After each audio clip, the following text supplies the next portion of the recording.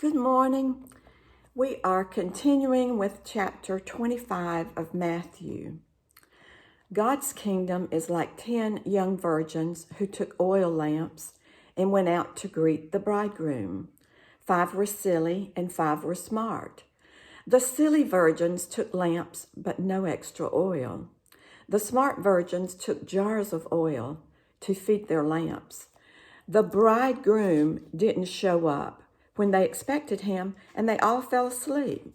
In the middle of the night, someone yelled out, "He's here! The bridegroom's here! Go out and greet him!" The 10 virgins got up and got their lamps ready. The silly virgins said to the smart ones, "Our lamps are going out. Lend us some of your oil." They answered, "There might not be enough to go around. Go buy your own." They did, but while they were out buying oil, the bridegroom arrived. When everyone who was here to greet him had gone into the wedding feast, the door was locked. Much later, the other virgins, the silly ones, showed up and they knocked on the door saying, "Master, we're here. Let us in." He answered, "Do I know you? I don't think I know you. So stay alert. You have no idea when he might arrive." It's also like a man going off on an extended trip. He called his servants together and delegated responsibilities. To one he gave $5,000, to another $2,000, to a third $1,000, depending on their abilities. Then he left. Right off, the first servant went to work and doubled his master's investment. The second did the same, but the man with a single $1,000, he dug a hole and carefully buried his master's money. After a long absence, the master of those 3 servants came back and settled up with them. The one given $5,000 showed him how he had doubled his investment. His master commended him. "Good work. You did your job well. From now on, be my partner." The servant with the $2,000 showed how he also had doubled his master's investment. His master commended him. "Good work. You did your job well. From now on, be my partner." The servant given $1,000 said, "Master, I know you have high standards and you hate careless ways, that you demand the best and you make no allowances for error. I was afraid I might disappoint you, so I found a good hiding place and secured your money. Here it is, safe and sound down to the last cent." The master was furious. "That's a terrible way to live. It's criminal to live cautiously like that. If you knew I was after the best, why did you do less than the least? The least you could have done would have been to invest the sum with the bankers, where at least I would have gotten a little interest. Take the 1,000 and give it to the one who risks the most, and get rid of this play it safe who won't go out on a limb.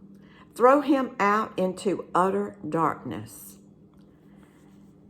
When he finally arrives, blazing in beauty, and all of his angels with him, the Son of Man will take his place on his glorious throne. Then all the nations will be arranged before him, and he will sort the people out, much as a shepherd sorts out sheep and goats, putting sheep to his right and goats to his left. Then the king will say to those on his right, "Enter ye who are blessed by my Father. Take what's coming to you in the kingdom.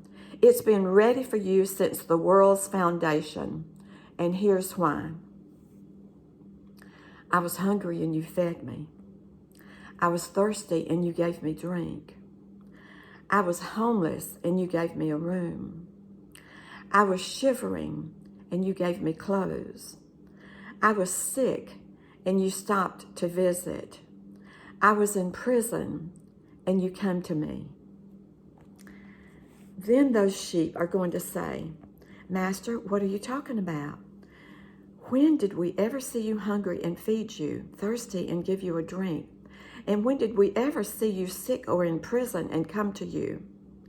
Then the king will say, I'm telling the solemn truth. Whenever you did one of these things to someone overlooked or ignored, that was me. You did it to me. Then he will turn to the goats, the ones on the left, and he will say, Get out, worthless goats. You're good for nothing but the fires of hell. And why? Because I was hungry and you gave me no meal. I was thirsty and you gave me no drink. I was homeless and you gave me no bed. I was shivering and you gave me no clothes. Sick and in prison and you never visited. Then those goats are going to say, Master, what are you talking about? When did we ever see you hungry or thirsty or homeless or shivering or sick or in prison and didn't help? And he will answer them, I'm telling the solemn truth. Whenever you failed to do one of these things to someone who was being overlooked or ignored, that was me. You failed to do it to me. Then those goats will be herded to their eternal doom, but the sheep to their eternal reward. So recapping that chapter was about the wise and the foolish virgins. So always be ready. Keep your lamps trimmed and burning. And then the parable about the sheep and the goats. I don't want to be a goat, do you? I do not want to be separated from my Lord and Savior in eternal darkness. How about you?